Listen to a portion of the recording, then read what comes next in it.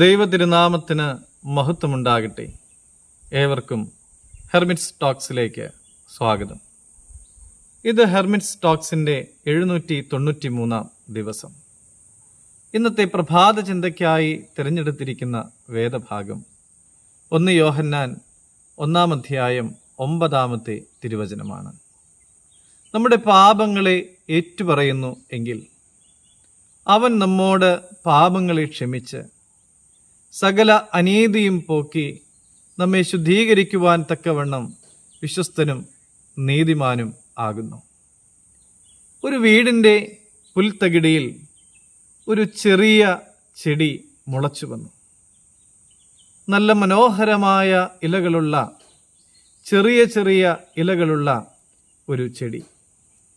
1-2 ആഴ്ച കഴിഞ്ഞപ്പോഴേക്കും ഈ ചെടി വളരെ പെട്ടെന്ന് തന്നെ തഴച്ച് വളർന്നു. നടവഴിയിലേക്കൊക്കെ അതിൻ്റെ ശാഖകൾ വ്യാപിച്ചു. നടക്കുവാനൊക്കെ വലിയ ബുദ്ധിമുട്ടായി. അന്നേരം അവർ തിരിച്ചറിഞ്ഞ ഒരു കാര്യമുണ്ട്. അതൊരു മുൾച്ചെടിയാണ്. അത് മഹാശല്യമായി മാറിക്കഴിഞ്ഞിരുന്നു. പ്രിയമുള്ളവരെ, പാപത്തിൻ്റെ സാന്നിധ്യത്തെ അവഗണിക്കുകയോ നിഷേധിക്കുകയോ ചെയ്യുമ്പോൾ അത് നമ്മുടെ ജീവിതത്തെ സാരമായി ബാധിക്കുന്ന നിലയിലേക്ക് വളരുകയും നമ്മുടെ ജീവിതം ആത്മീയ അന്ധത ബാധിച്ചതായി തീരുകയും ചെയ്യും.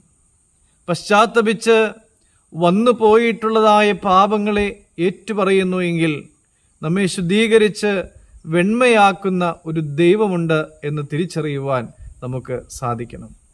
നമ്മുടെ ജീവിതത്തിലെ പാപങ്ങളെ നമുക്ക് വേരോടെ പിഴുതുകളയാം. പ്രിയമുള്ളവരെ, അതിനായി നമ്മുടെ ജീവിതത്തിലെ അന്ധകാരത്തെ നീക്കിക്കളയുന്ന വെളിച്ചത്തിൻ്റെ നാഥൻ്റെ സന്നിധിയിൽ നമുക്ക് ശരണപ്പെടാം. നമുക്കിങ്ങനെ പ്രാർത്ഥിക്കാം. സ്നേഹവാനായ ദൈവമേ, എൻ്റെ വ്യക്തിജീവിതത്തിൽ വന്നു പോയിട്ടുള്ള സകല പാപങ്ങളെയും വേരോടെ പിഴുതുകളയുവാൻ എന്നെ പ്രാപ്തനാക്കണമേ. ദൈവം എല്ലാവരെയും അനുഗ്രഹിക്കട്ടെ.